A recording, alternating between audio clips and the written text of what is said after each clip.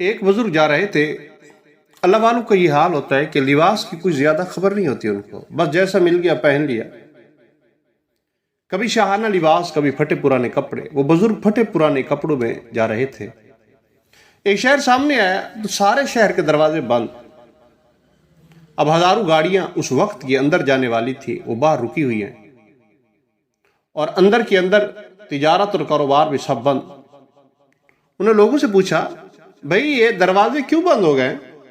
لوگوں نے کہا اس شہر کا بادشاہ ہے، اس کا ایک باز پرندہ وہ کھو گیا ہے. باز ایک پرندہ ہوتا ہے جسے چڑیوں کا شکار کرتے ہیں، وہ کھو گیا.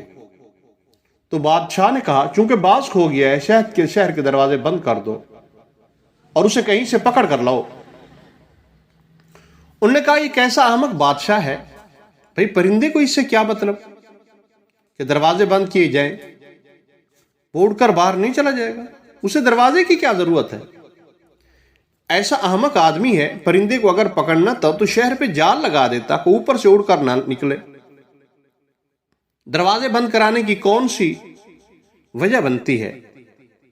اور اس بزرگ نے کہا یا اللہ یہ تیری عجیب قدرت ہے کہ اس عجیب حالت والے شخص کو، نالائق احمد شخص کو تو نے بادشاہ بنا دیا، جس کو یہ بھی تمیز نہیں ہے، عقل نہیں ہے کہ باز کو روکنے کے لیے جال ڈالنا چاہیے، یہ شہر کے دروازے بند کرانے چاہیے. اور مجھ جیسے عالم فاضل کو بھیک مانگنے والا بنا رکھا ہے میرے اللہ تو نے، کہ جوتیاں چٹکھاتے پھر رہا ہوں، کوئی پوچھتا نہیں. عجب تیری قدرت ہے، عجب تیرا نظام ہے، اس احمد کو سلطنت دے دی اور مجھے جوتیاں چٹکھانے کے لیے اے میرے کریم چھوڑ دیے. اس بزرگ کے دل میں یہ وسوسہ گزرا.